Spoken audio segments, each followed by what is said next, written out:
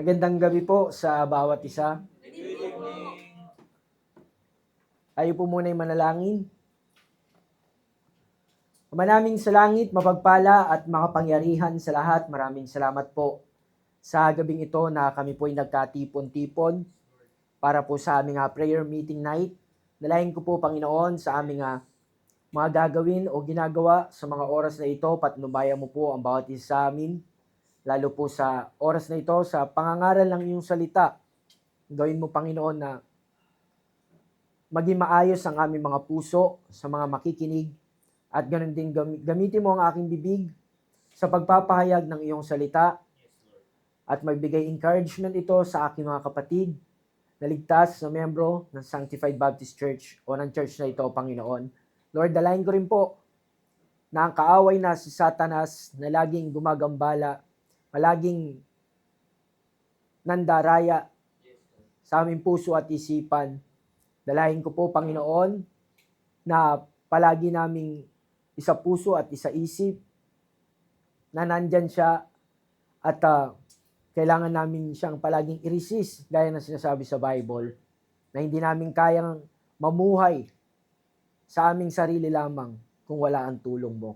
Kaya Panginoon, sa gabi pong ito, nawa ang itong mensaheng ito ay magbukas pa ng puso at isip sa bawat isa sa amin. Ingatan mo rin po ang aming mga kapatiran na hahabol sa aming pananambahan sa gabing ito. In Jesus' name we pray. Amen. Buksan po natin yung ating mga King James Bible sa aklat ng mga taga-Pilipos o Philippians chapter 2 verse 5. Philippians chapter 2 verse 5.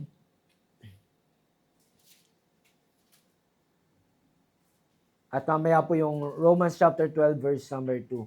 Philippians 2:5, sabi ng Bible, "Let this mind be in you which was also in Christ Jesus." Verse 6, "Who being in the form of God, thought it not robbery to be equal with God, but made himself of no reputation, and took upon him the form of a servant, and was made in the likeness of man." Maaari na po kayong magsiupo.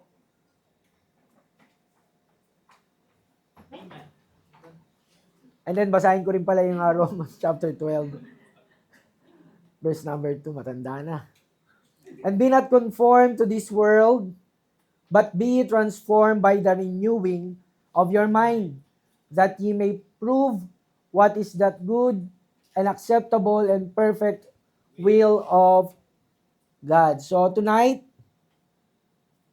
ang title po ng ating message is, ito yung madalas na nakikita natin sa Facebook. Yung sinasabing, what is on your mind? What is on your mind? No?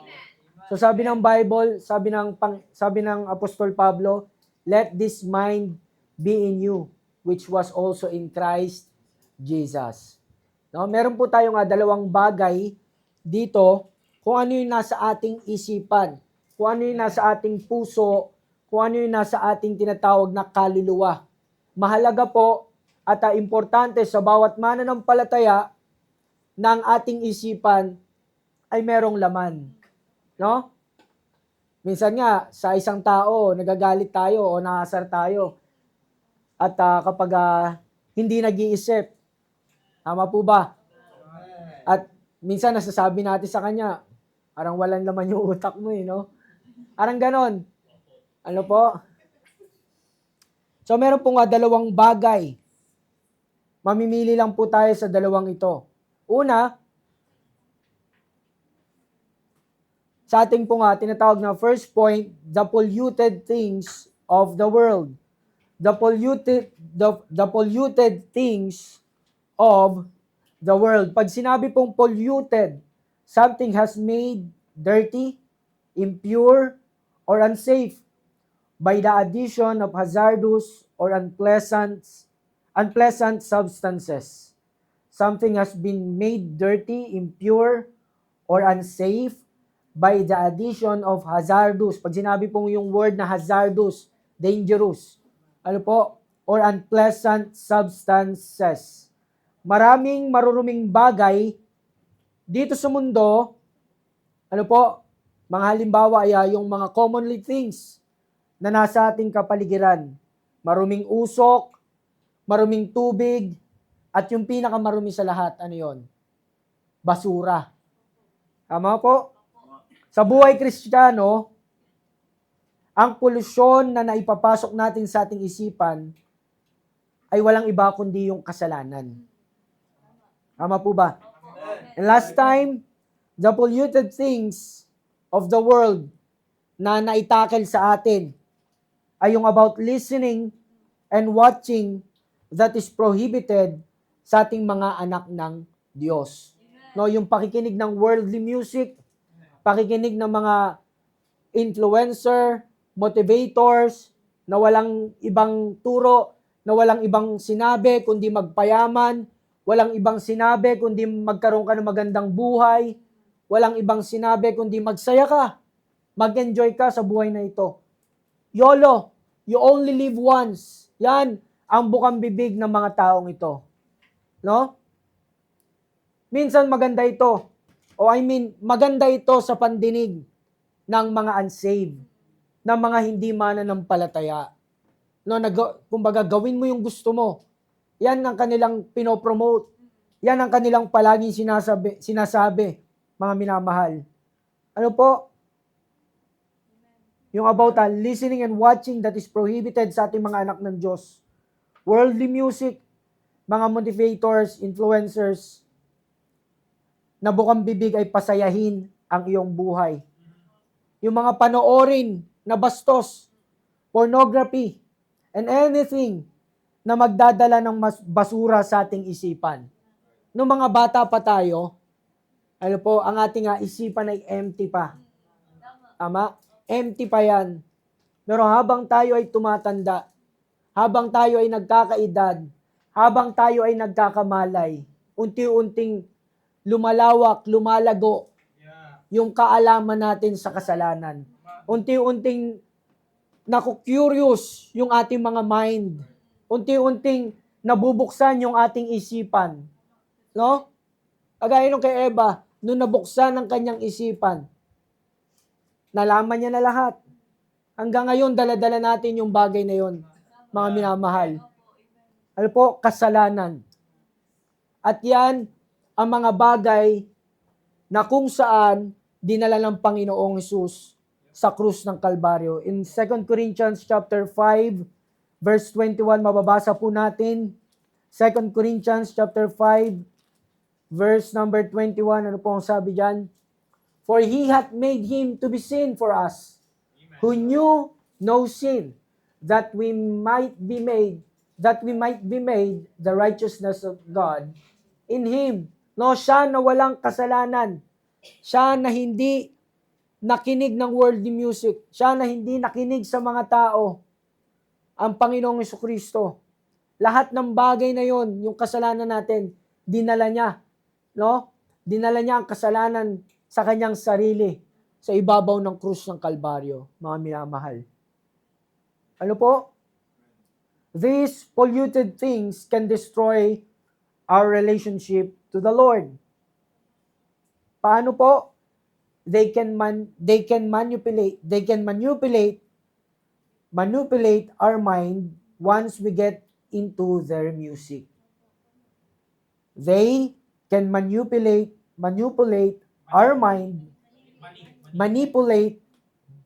nakasulat na nga eh. They can manipulate our mind once we get into their music. Ang worldly music po, yung tinutukoy natin dito. Akala mo lang nakikinig ka ng love song. Pero ang laman ng lyrics, ito yung laman ng lyrics may nobyo ka. Pero ang nasa isip mo, iba. Diba? Ang ganda ng tugtog. Talagang catchy. Catchy yung beat, catchy yung harmony.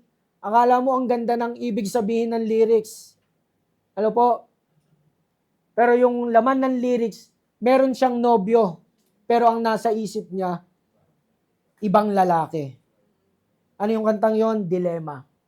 Ano po? Bagamat luma itong kantang ito, no? Okay nang tapa. I believe, still, sa era na to, mga minamahal, may ganyan pa rin klaseng kanta. Noong 60s, may ganyang klaseng kanta. 80s, pero hindi ko pa inabot yun na. 60s, 70s, 80s, 90s, may mga ganyang atake na ng mensahe. Ano po? At hanggang ngayon, dahil di naman nagbabago ang kaaway. Hindi siya nagbabago ng taktika. Different era, but the same way ng pagpopromote na ikaw at ako ay mahulog sa adultery. Ano po? Kung narinig nyo na po yung kanta na Dilema ni Nelly at ni Kelly. Ano po? Yung tugtog nun talagang catchy, upbeat, ang ganda, nakakaaliw, para kang nasa cloud. Ano po yon? Para kang hinehele. Pero pag binasa mo na yung lyrics, ito pala yung laman nun. Sabi doon, no matter what I do, all I think about is you. Even, sabi niya, kahit kasama ko yung bebe ko, diba? Kahit kasama ko yung boyfriend ko, ikaw pa rin ang laman ng isip ko. Diba? Pero ang ganda ng nung melody nun, pag napakinggan nyo. Pero wag nyo na pong pakinggan. Hindi ko po pinopromote, hindi ko po sinasuggest na pakinggan. No? Kinuwento ko lang, sinabi ko lang. Pero yung laman ng lyrics, yun po yung pandaraya ng kaaway ng Satanas. At yan ang makakapulyot sa ating isipan. Yan ang magbibigay polusyon sa isipan natin, mga mahal na nanampalataya. Kapag tayo ay hulog sa tinatawag na worldly song, indikasyon yan na mahirap kang pasunurin ng Diyos. Diba? Tingnan nyo yung mga bata ngayon, sobrang rebelde sa authority. Ano po, kami po, noong time namin, takot kami sa mga pulis.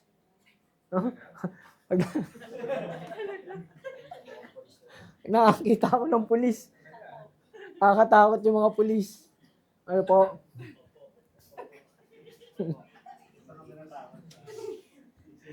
Diba? Talagang kakabuling ka ng pulis eh. Ano po? Pero yung iba ngayon talagang harap-harapan makikita mo sa social media kung paano sumagot sa mga sumagot sa magulang, sumagot sa authority. Ibang-iba na po ang kabataan ngayon. Palala ng palala. At mas lalala pa. Ano po? Soon, makikita natin yung mga bagay na yan kung loloobin ng Diyos na mabuhay pa tayo. Ano po? Nagiging rebelde. Why? Dahil sa mga kantahan ngayon. Ano po? Dahil sa mga naririnig nila ngayon, napapanood nila ngayon. And halimbawa, yung rap music, yung aming pinanggalingan, yung rap music, talagang full of violence, full of drugs, sex, mga sensual, no? Dati talagang prohibited pa yung mga lyrics na yan eh. Ngayon, makikita mo sa mga normal na tao, kasi yung time namin hindi pa masyado adapt yung hip-hop culture eh. Hindi pa masyado accept yung hip-hop culture. Mangilan-ngilan lang. Hindi pa siya kinakagat ng masa. Konti pa lang. Halos si Andrew pa lang yung talagang kinakagat ng masa that time. Pero ngayon, ang dami na eh. Makikita mo talaga sa lyrics. Ano po? Maririnig mo sa mga kanta nila. Puro sensual, droga. No? Yung isa pa, kaya sabi, pababain yung mga kurap. No? Yung rapper na yun, sinasabi niya, sumasama sa mga rally. Pero kurap din yung mind niya. Nagpo-promote siya ng droga. Nagpo-promote siya ng mga sexual activities. Ano po? Malala na ngayon ng mga kababaihan. Mga kapatid, mga minamahal. Dahil sa nakikita at naririnig. Polluted mind. Ano po? Dahil sa polluted things of this world. Kaya akala natin nakikinig lang tayo ng love song o anuman. Pero mga minamahal, dangerous po ang bagay na yan. Different lang yung era. Pero same way, same attack, same tactics. At ituturo sa iyo yung mga bagay na kung saan magre-rebelde ka sa Diyos. Ano po? Kaya nga hindi maganda sa ating mga Kristiyano na naririnig tayong kumakanta ng mga kanta nila. No? Hindi maganda sa isang Kristiyano o sa ating mga mananampalataya na nanonood ng pinapanood nila. Amen? Dahil nakakapulyot ng utak yon, nakakapulyot ng mind ang mga bagay na yon. Sabi nga, last Sunday, yung ating mata, ano po, yan ay gate o window sa ating kaluluwa. No? Ano man na makita niyan, ano man ang ma-visualize niyan, ano po, nagre-retain po yan sa utak. Yung mga narinig natin dati, kita nyo, hindi nyo ba napansin? Pansinin nyo to. Nung tayo ay mga bata pa, di ba? Meron tayong mga kwento, kanya-kanyang kwento sa ating mga sarili. Tama po ba? May kanya-kanya tayong kwento. Good memories, bad memories. Ipakwento mo yun ikwento natin yun sa bawat isa. Di ba maikukwento pa rin natin? Naaalala pa rin natin? Same thing, yung mga worldly music. No? Ako, hanggang ngayon, naaalala ko pa rin yung mga lyrics na ng mga rap At kahit sabihin natin na matagal na yon, ano po? Kaya nga sabi ng ating pastor, kung ano yung pinapakinggan mo, kung ano yung nakikita mo, yun ka magiging. Mangyayari sa iyo yung bagay. Lalo na kapag hulog ka sa worldly music. Lalo na kapag hulog ka sa mga panoorin na hindi tama. Hindi lang po pornography ang masamang panoorin. Hindi lang po soft porn ang masamang panoorin. Even yung mga nagpo-promote ng murder, killing, no? Yung mga tinatawag na tawag dito, mga nakakatakot, horror, ano po yung mga horror movie. Kaya nga pinaalis ni pastor yan yung panonood ng horror movie.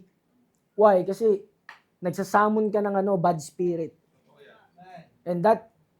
At yan ang mga bagay na magpupulyot sa ating kaluluwa. Anong pwede mangyari sa'yo? Hindi tayo mapoposes, pero pwede tayong ma-oppress. Ano po? Pwede tayong ma-oppress. That's why yung iba nagkakaroon ng anxiety, nagkakaroon ng kung ano-anong pag-iisip. Why? Polluted Anumang bagay o anumang lugar na polluted, hindi magandang puntahan ng isang tao nga ayaw sa marumi. Hello? Lalo na ang Diyos. Ano po? At once na tayo ay naging rebelde sa Diyos, ibig sabihin yan, kaaway ka niya. Ano sabi ng James chapter 4, verse number 4? James 4, verse 4, Ye adulterers and adulteresses, know ye not that the friendship of the world is enmity with God? Whosoever therefore will be a friend of the world is the enemy of God. No? So paano ka nagiging friend of the world? Sa pakikinig ng worldly music, sa pakikinig ng mga motivators, influencers, na walang bukang bibig, kundi magpayaman ka. Gawin mo to sa buhay mo. Diba? Enmity o enemy of God. Nung tayo po ay naligtas, mga minamahal, nawala na yung tinatawag na gap Yung gap na kaaway tayo ng Diyos. Yung sinasabi sa Romans chapter 5 verse 10 ba yun?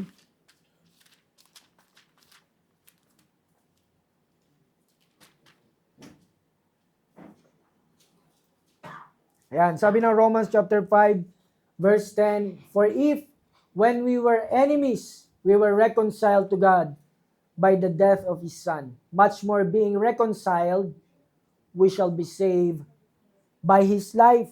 Mga minamahal, tayo po ay nanumbalik na sa Diyos. Tayo po ay ang Diyos at ang tao ay nagkarelasyon na. Ano po? Since nung sumampalataya tayo sa Panginoong Jesucristo, yung ating espiritu ay nabuhay, quicken. Nung time na tayo ay nakakilala kay Kristo bilang tagapagligtas ng ating kaluluwa. Mga minamahal. Ang sabi na ng Colossians chapter 1 verse 21, "And you that were sometimes alienated and enemies in your mind by wicked works, yet now hath He reconciled." No? Pero dahil sa patuloy na pakikinig mo ng worldly music, dahil sa patuloy kapag ang isang mananampalataya ay nanonood ng hindi magandang panoorin, bumabalik tayo sa dati. Na kaaway ng Diyos. Hindi na tayo kaaway ng Diyos eh. Anak na tayo ng Diyos. Amen? Tayo ay inadopt ng Diyos. Binigyan niya tayo ng rights, karapatan na maging anak ng Diyos. Pero bakit bumabalik doon sa kaaway na sa Satanas? Why? Dahil sa pananatili ng panonood ng malalaswa at ng mga makamundong palabas. Akala natin comedy sitcom lang. Akala natin drama lang. Akala natin magandang palabas. Pero sa huli, nagpo-promote pala ng kabaklaan. Sa huli, nagpo-promote pala ng ng mga di magagandang bagay. Puro kasalanan. Ano po? Kaya sinasabi, mag-ingat tayo sa ating mga pinapanood at pinapakinggan. Baka yung pinapakinggan mong tao, dati nga natatawa ako sa sarili ko, dati nag-post ako ng quote Tapos nung niresearch ko ulit, si Mother Teresa pala nagsabi. Minayday ko pa. Sabi ko, sorry. Baptist na po ako. Ano lang yun? Wala pa tayo dito nun. Nung binalikan ko, si Mother Teresa pala nagsabi. Ang bihira yan. Kaya ingat po tayo sa mga quote na kinukuha natin. No? Hindi porket nagsabi ng Bible verse. Kristiyano talaga. Hindi porket na pinagkakalandakan niyang Kristiyano ako. Kristiyano talaga. No? Ang kilala ko lang Kristiyano, si Ronaldo. Yung football player. Di ba? So mga minamahal, very dangerous po yung ganung bagay. Kaya winarningan tayo last Sunday sa mga bagay na yun. Hindi para,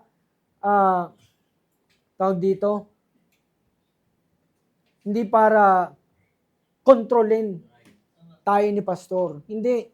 Kundi yun ang sinasabi ng Bible. Love not the world, neither the things that in the world. Because the love of the world, 1 John 2:15, please.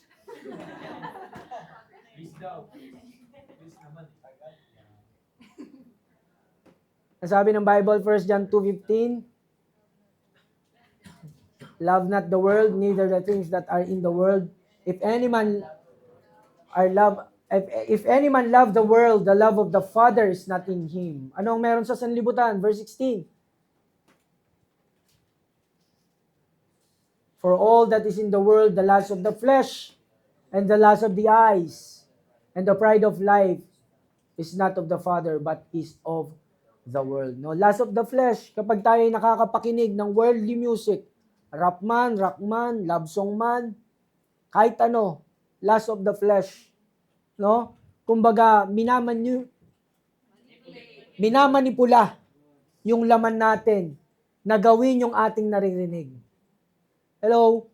Ganun po ang nangyayari. Minamanipula yung laman natin na gawin yung ating naririnig. Lalo na kung so into ka dyan sa music na yan.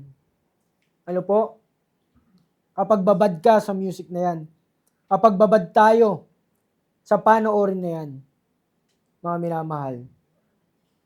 Truth, God cannot penetrate our hearts because we let the polluted things of the world in. God cannot penetrate our hearts because we let the polluted things of the world in. Kaya hindi makapasok yung Word of God sa atin. Kaya hindi makapasok ang gustong ipagawa ng Holy Spirit sa atin. Ang leading ng Holy Spirit sa atin. Nagkakaroon ng tinatawag na hindrances, harang, balakid, pader. Ano po? Why? Kasi yung mga polluted things of this world, yung mga dumi ng sanlibutan, worldly music, pornography, at lahat ng palabas na hindi maganda sa mata ng mga anak ng Diyos ay pinapasok sa sarili, sa mind ng mga mananampalataya. No? Kaya makikita mo yung ibang Christians, ibang Baptist Christians, may mga reels na rin. No?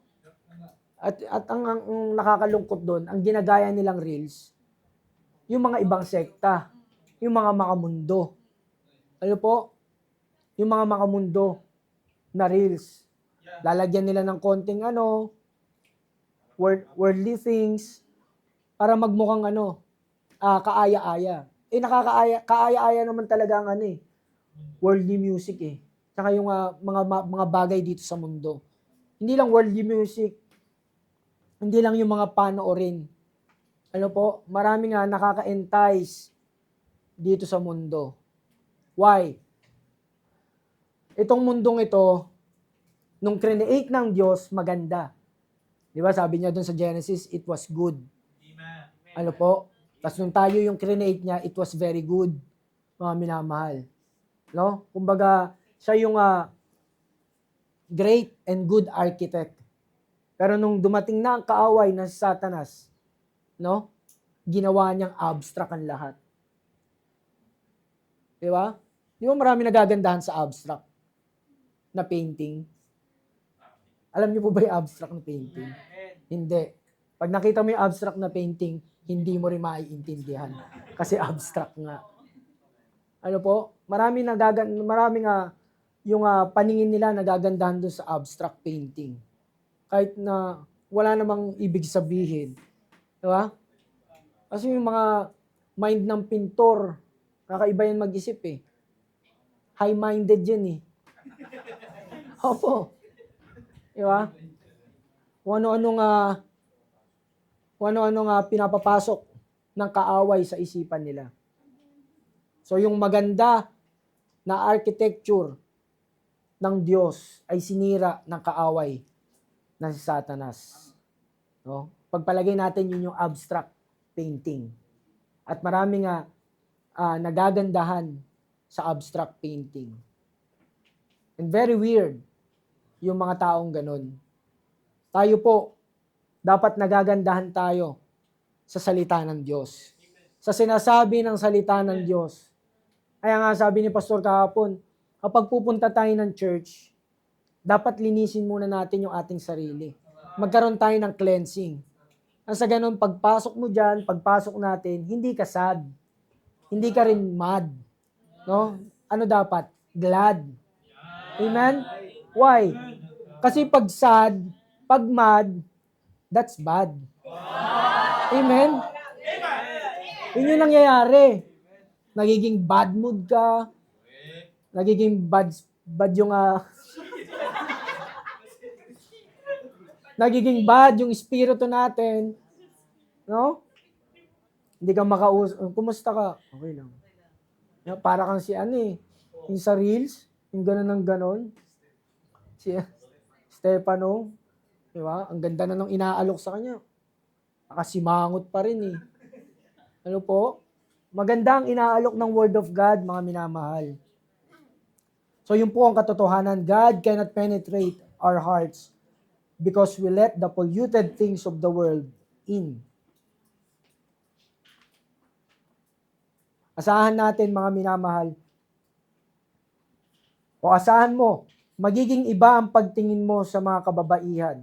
Vice versa, ganun din sa kalalakihan. Kapag patuloy o kapag nanonood ka ng pornography. Amen? Tama po. Ganun po yung nangyayari, mga minamahal. Why? Because it's polluted. Nakaamoy na ba kayo ng basura? Basurahan?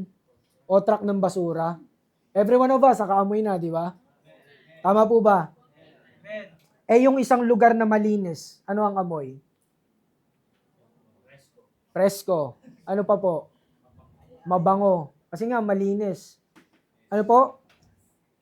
Ganito yan, mga minamahal. Kapag ang tenga at mata natin ay punong-puno ng polusyon ng sanlibutan, lalabas yan sa ating mga sarili. The way you talk, you act, and lifestyle, aalingasaw, parang mabahong basura. Tama po? Vice versa, ganun din. Kapag malinis naman, yung pinapapasok natin, yung Word of God sa isipan natin. No? Kumbaga, magmamanifest yan. Lalabas yan. Sabi nga ni Pastor, kung ano yung laman ng baso pag tinabig mo, yun ang tatapon. Yun ang lalabas. Kung ang laman niyan ay Milo, pag tinabig mo, hindi lalabas yung mango juice. Di ba? Milo ang lalabas. Ano po? So, ganun din, mga minamahal. Kapag pinuno natin ng polluted things na galing sa sanlibutan ng ating mga isipan. No? Kung nanonood yan ng porn, asahan mo, puro green jokes ang sasabihin yan. Kung nanonood yan kung nakikinig yan ng worldly music, asahan mo, bukang bibig niya yan. No? Bukang bibig niya yung salita na yan, yung mga sinasabi nila. Bukang bibig niya, yung mga napakinggan niya, at yung napanood niya. At makikita yan sa lifestyle. Ano po, sabi nga, hindi mo maitatago yung bagay na yun. Lalabas at lalabas. Aalingasaw. Diba? Kahit malayo yung truck ng basura eh. No? Dumaan man o hindi pa dumadaan, amoy natin eh. Diba? Maamoy mo ang baho. Masakit, nakakasulasok sa ilong. Tumatambay. Ano po? So, ganun din mga minamahal. Sorry, medyo pangit yung analogy. Ganun din mga minamahal. Kapag polluted ang isipan natin, ano po, lalabas dyan puro basura. Basurang salita, basurang payo. Ano po? Hindi pwedeng pinasok mo, marumi, tapos lalabas, malinis. No? Hindi po yan yung tinatawag na yung automatic na car wash. Pumasok yung kotse ng marumi, paglabas malinis. Hindi po yan ganun. No? Iba po ang isipan natin doon. Mga minamahal, sabi ng Bible sa Ephesians chapter 5 verse number 3.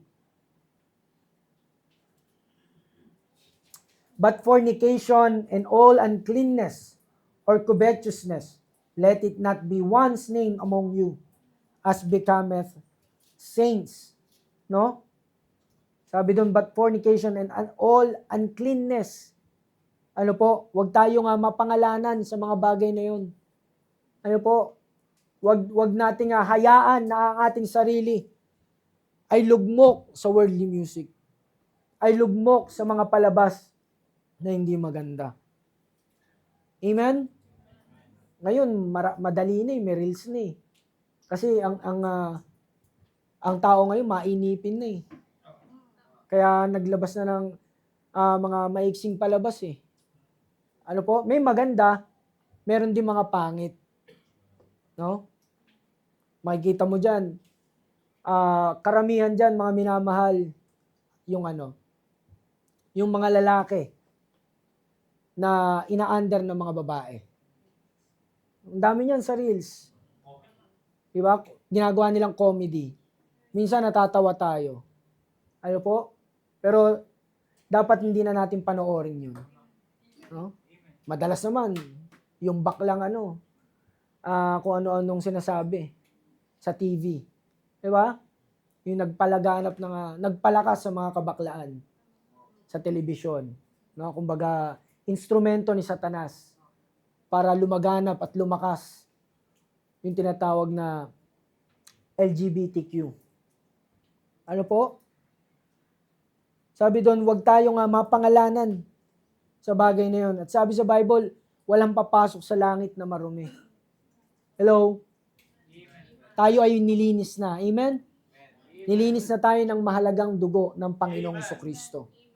Kaya, sana po, pag pumasok tayo sa langit, masumpungan natin yung ating mga sarili na na yung pangalan ng ating church talagang nakadikit sa ating kaluluwa. Talagang nakadikit sa ating sarili. Hindi yung name lang. Amen? Hindi yung masabi lang na sanctified tayo. Hindi po. Talaga, kundi sa buhay talaga natin yung pangalan ng church natin. Mga minamahal. So, yun po yung sabi ng Bible. But fornication and all uncleanness or covetousness, let it not be once named among you as becoming saints. Marami pong hindi magandang nangyayari sa ating isipan kapag pinapasok natin ang mga maling bagay. No? At hindi lang po ito basta pumapasok sa ating isipan. Once na mai-apply natin ito, we can influence other. Maaari tayong maka-impluwensya sa iba. Hello? Diba? Bakit sa isang church, merong backslider nang i-influence ng iba para mag-backslide din? Diba? Dahil yun sa lifestyle niya. Dahil yun sa buhay na pinractice niya. Sabihin natin, hindi siya nakinig ng worldly music. O hindi siya nanood ng mga bastos na palabas. Pero dun sa kanya mga nakakasama. Diba? Hindi lang yung tenga, hindi lang yung mata. Maging yung paa natin. Tignan natin kung sino yung sinasamahan natin. Tignan natin kung saan tayo lumalakad. Ano sabi ng Bible sa Psalm chapter 1 verse 1? Blessed is the man that walketh not in the counsel of the ungodly, nor standeth in the way of sinners, nor sitteth in the seat of the scornful.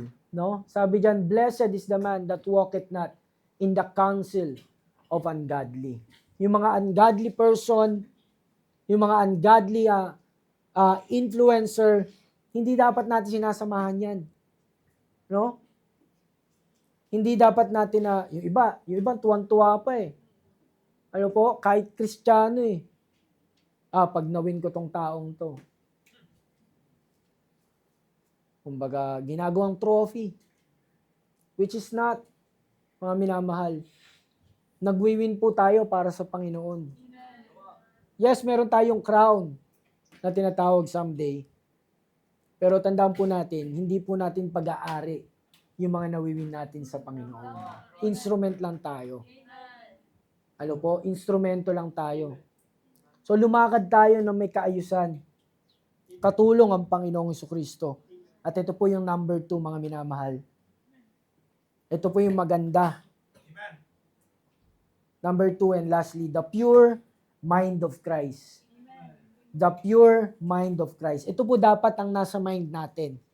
Ito po dapat ang magkaroon tayo ng kaisipan. Amen? Sabi sa 1 Peter chapter 2 verse 22, who did no sin, neither was guile found in his mouth. No? Walang deceit word, walang cunning word na lumabas sa kanyang isipan. Walang trickery na lumabas sa kanyang isipan. Na lumabas sa kanyang bibig, mga minamahal. Neither was guile found in his mouth. Ito po yung gayahin natin. Ano po? Kung ang pinapakinggan natin ay mga hymns, psalms, and spiritual songs, gospel song, mga minamahal, yun po ang magiging bukang bibig natin. Amen? Yun po ang lalabas sa bibig natin. Not because nagkukunwari tayo, kundi yung totoo talaga. Ano po? Nakukuha niyo po ba? Yung totoong nangyayari sa atin. Why? Kasi yun yung pinapasok natin sa ating isipan. Yun ang pinapasok natin sa ating mga tenga. No? Meron ng pag-aaral eh. Sabi, kahit hindi baby, kahit yung isang pregnant woman, no? Sabi, makinig daw ng mga classical music. Ano po? At tatalino yung bata. No? Kung sa pag-aaral, nangyayari yon, pero sa katotohanan, mga minamahal, hindi lang nga pag-aaral, kundi ayon mismo sa salita ng Diyos, nagiging wise tayo. Amen? Pag binasa natin yung Book of Proverbs, ano po? Nagiging wise tayo. Nagkakaroon tayo ng wisdom, lalo kung ina-apply natin ito sa ating buhay. Ano po? Listening Christian song, listening preaching, pero yung mga tamang preaching, yung tamang Christian song. Kasi marami pong mga sabing Christian song ngayon. Hindi talaga Christian song eh. Talagang worldly, makamundo. Talagang mapapaindak ka, mapapagalaw ka, at hindi mo maiisip yung lyrics, yung tugtog mismo. There's no such thing Christian rap, Christian rock. Amen? Wala pong ganun. Ang sabi lang, hymns, psalms, spiritual song. Ano po? Mga minamahal. Kung yun po ang palagi natin pinapakinggan, kung nire-review natin yung mga preaching, no? Kung pinapakinggan natin, mga minamahal, I suggest, pakinggan po natin, balikan po natin yung mga ina-upload sa YouTube. Kahit yung mga luma, hindi lang yung mga recent, kahit yung mga luma, balikan po natin. Amen? Dahil makakatulong yun sa ating Christian life. Dahil doon, pinapakita at pinopromote yung pure mind of Christ. Para magkaroon tayo ng pure mind kagaya ni Kristo. Para mangyari sa atin yung kanta na makita si Kristo sa atin. Ano po? Kailangan makita si Kristo sa atin. Sabi nga ng Bible, we are a living epistle. Amen? Tayo po ang binabasa ng tao. Ano po? Tayo po ang binabasa ng sanlibutan. Hindi yung alam mo mga verses. Bagamat tama yan. Maganda po yan. At kailangan natin talaga yan, i-apply natin yan. Kailangan natin mag-memorize ng salita ng Diyos. Upang may panlaban tayo sa kaaway ni Satanas. No? Every time na, lalo kapag ikaw ay galing sa talagang in love ka sa music, nung ikaw ay unsaved, ano po,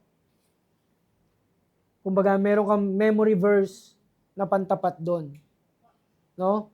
Yung sinasabi sa songbook. Ano yung nakalagay sa songbook? Sa Ephesians. Basahin ko lang po. Ephesians chapter 5, verse 19, speaking to yourselves in psalms and hymns and spiritual songs, singing and making melody in your heart to the Lord. No? Hindi ka naman makakakanta sa harapan ng Panginoon. Hindi ka naman makakakanta privately and publicly ng worldly song sa Panginoon. Hindi niya tatanggapin yan. Ang sabi ng Romans 12:2, renewing of your mind. Nang sa ganun maging acceptable. No? Hindi pwede Lord, alay ko to sa Panginoon. No? Ikaw ang aking tanging yaman. No? Worldly yun eh. Hindi mo pwedeng ialay sa kanya. Hindi yun acceptable, mga minamahal. Hindi yun acceptable sa kanyang harapan. Mga minamahal. Ito ang magandang halimbawa na ipinakita ng Panginoong Hesus sa bawat isa sa atin. Why? Kasi sa totoo lang, kapag polluted ang mind natin, ito yung sinasabi natin kanina, makakapagsalita ka ng di tama. Makakapag-isip ka sa iba ng hindi tama. Titignan mo yung isang tao na hindi tama. Why? Kasi polluted, marumi. Kung ano-ano nang pumasok sa isipan natin. Kung ano-ano nang in-inject sa isipan natin. Dahil sa mga worldly things. Dahil sa system of the world. Sabi nga, di ba, humihina yung influence ng church sa mundo dahil yung sistema ng mundo pinapasok sa church. Hello, mga minamahal. Konti na lamang po yung mga Kristiyano, yung mga churches na kung saan tinuturo yung holiness, yung mamuhay na may kabanalan, yung mamuhay na kasama si Kristo. Unti na lang po. Ang iba po maririnig nyo, mga kakaibang turo na kung saan hindi tinuro ng Panginoong Jesucristo. Ang iba maririnig nyo, paramihan na attendance, palakihan ng congregation, no? Walang masama sa maraming attendance. Walang masama sa malaking congregation, no? Maganda 'yun. Pero kung 'yun ang nasa mind ng tao, kung 'yun ang nasa mind ng mangangaral, magparami na magparami. Ano po? Hindi na po 'yun ang mind ng Panginoong Jesucristo. Kasi ang mind ng Panginoong Jesucristo, maligtas yung tao. Hindi lang maidagdag sa church. Amen? Hindi lang masabi na, ito kami, 120 na. Ito kami, 500 na. No? Sa 500 na yan, ilan yung ligtas dyan? Diba? Naalala ko one time. Naalala ko tuloy yung Yes, meron po. I believe. Totoo po yun. Merong mga hindi ligtas. Ano po? Naalala ko one time yung isang yung classmate, hindi ko classmate, kaibigan ko nung 4th year high school. O yung schoolmate ko nung 4th year high school. One time sinirang ko siya. Sabi niya, nung matapos ko siyang siran, tumanggap daw siya. Sabi niya, nag-a-attend din ako sa isang Baptist church eh. Nabaptize na nga ako dun eh. Sabi ko, di save ka na. Alam mo na kung nasa langit pupunta ang kaluluwa mo kapag namatay ka. Hindi pa. Di ba? Pero makikita mo dun, makikita mo yung mga yun, nagsusundo. Mga naka-minibus, mga naka-jeep, umaarkila ng jeep. Ano po? Yun nga yun, ang nakakaloko pa rito, mga minamahal, nung time na nagso-soul winning kami, inabutan pa ako ng trucks. Sabi ko, Baptist din kami. Hindi, paano? Inabutan kami ng trucks. Doon sa may botanical. No? So, doon pa lang, makikita nyo na kung sino yung tama na nagtuturo pagdating sa kaligtasan ng ating kaluluwa. Kung sino yung merong proper teaching pagdating sa church. No? Kaya nga dito, sinasala natin kung ligtas ba talaga. Diba? Kahit baptize na, tinatanong pa rin natin, ligtas ka ba talaga? Sasagot syempre, oo. Diba? Ligtas ka ba talaga? Next week, ganito ang gagawin. Why? Bakit tayo napapatanong? Kasi hindi sumusunod sa kalooban ng Diyos. No? Hindi siya nagpapailalim sa kalooban ng Diyos. Ano po? Walang mind ng kagaya ng sa Panginoong Jesucristo.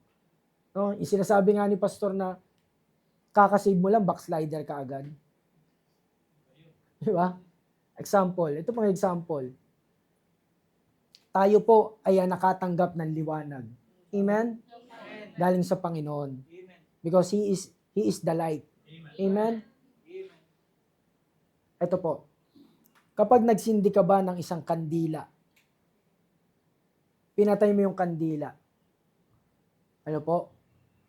Malamig ba kagad yung pinaka-mitya nun? Hindi, di ba? Mainit pa rin. No?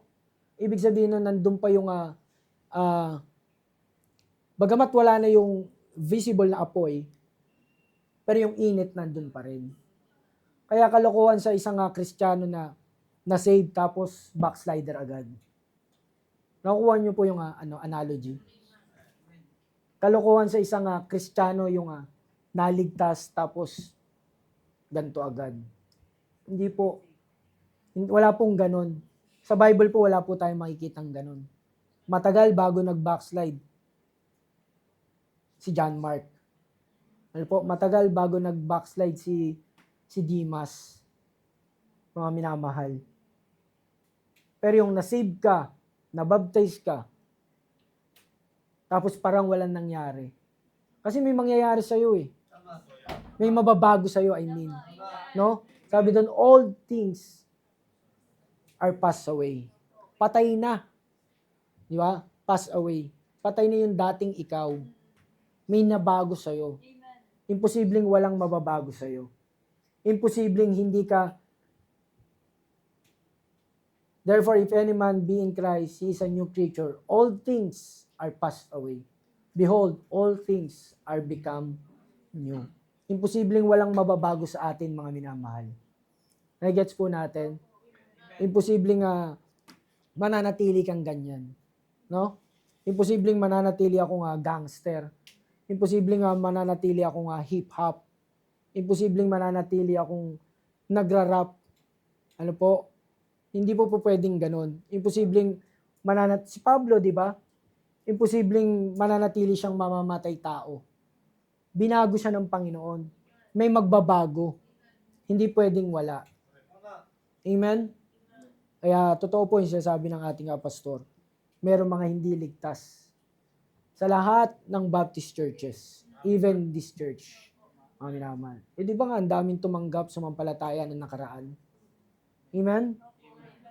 At sana, pag-pray nyo po, pag-pray po natin, maligtas sila. Why? Kasi mas masakit ang impyerno.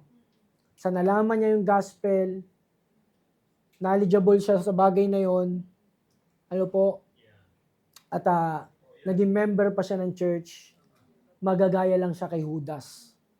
No? Kumbaga, once na ikaw ay hindi ligtas, nagpapanggap kang ligtas, member ka ng church, meron kang spirito ni Judas. Yung sinasabi dun sa camp. Ano po? Kumbaga, tawag dito, yung term na yon, pretending. No? Nagpe-pretend ka na save ka. Sabi, walang langit-langitan sa nagliligtas-ligtasan. Ang meron, dagat-dagatang apoy. No? Dagat-dagatang apoy, mga minamahal. So gaya nga ng sinasabi sa puntong ito, magkaroon tayo ng pure mind of Christ. At kapag ang tao hindi ligtas, hindi siya magkakaroon ng pure mind of Christ, mga minamahal. Na kung saan, sabi sa 1 John chapter 3 verse 5, and ye know that He was manifested to take away our sins. Kagaya ng sinasabi sa 2 Corinthians 5:21, and in Him is no sin. No? Hindi natin magagaya yung bagay na yon. I believe. At ang bawat isa dito agree. Hindi natin magagaya yung bagay na yon. Yung sa Panginoong Jesucristo na hindi magkasala. Pero yung hindi mamuhay sa kasalanan, yun ang pwede nating magawa. Yun ang pwedeng mangyari sa atin. Nagigets niyo po ba? Yun ang pwede natin maging practice. No? To live a holy life. Magkaroon ng holy living. Mga minamahal. Yung sinasabi sa aklat ni Pedro. Ano po? Yun ang pwedeng mangyari sa atin. At yun ang gustong mangyari sa atin ng Panginoon. Yung Christ-likeness. Amen? Amen. Kaya, mas maigi, mga minamahal, na ipako na natin yung pakikinig ng worldly music. Mahirap yan. I for one, mga minamahal, nahihirapan ako ngayon. Ano po? Honestly, nahihirapan ako sa bagay na yan.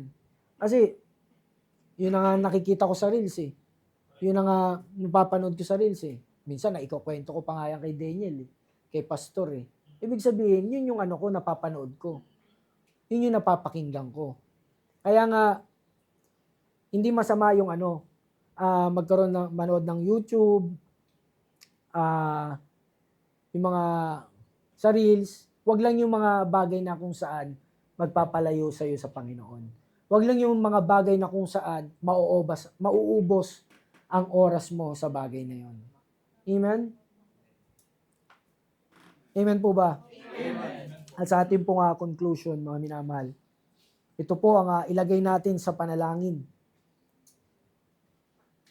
Sa ating pong conclusion, let us purify our minds in the likeness of Christ. Cast down every unholy imagination we have seen or heard, and nail it to the cross. Let us purify our minds in the likeness of Christ, cast down every unholy imagination we have seen or heard, and nail it to the cross. No? I-purify natin yung ating mind.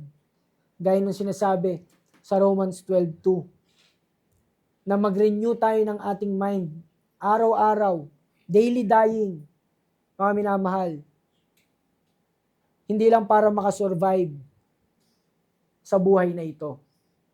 Hindi talaga nga sinasabuhay natin yung pamumuhay sa pananampalataya, yung pagiging Kristiyano, no? The name Christian, it means I am nothing, yung sa dulo, no? Kung wala si Kristo, I am nothing. Christian, tagasunod ng Panginoong Hesukristo. Pwede tayong believers pero hindi Christian. Ano po? Pero kung talagang Kristiyano tayo, susunod tayo sa sinasabi ng salita ng Diyos. Nalalayuan, iiwasan natin makinig ng worldly music, iiwasan natin manood ng mga bagay na pinopromote ng sanlibutan na kung saan against sa salita ng Diyos. Na hindi dapat natin acceptable sa ating buhay. So ulitin ko po, let us purify our minds in the likeness of Christ. Cast down every unholy imagination we have seen or heard, and nail it to the cross. Tayo po'y manalangin. Ama namin sa langit, mapagpalat, mapangyarihan sa lahat. Maraming salamat po sa inyong salita. Lord, dalahin ko po anumang mga polluted things na galing sa sanlibutan na pinasok namin sa aming isipan. Tulungan mo kami, Panginoon, na ito'y maiwaksi, maalis sa sistema ng aming buhay dahil hindi maganda na namumuhay kami sa mundong ito na lumalakad sa kadiliman. Wala pong 50-50. 50 sa'yo at 50 sa kaaway. Dapat 100% ikaw ang aming pinapakinggan. Kaya Panginoon, sa gabi pong ito, pinapako namin sa krus ng Kalbaryo, kung saan mo pinako ang aming mga kasalanan, yung mga bagay na yan. At bigyan mo po kami ng pure mind ng kagaya ng inyong bugtong na anak. Ang lahat po ng ito ay aking samot dalangin at pinapasalamatan sa tanging pangalan ng Panginoong Hesus. Amen. Maraming salamat po.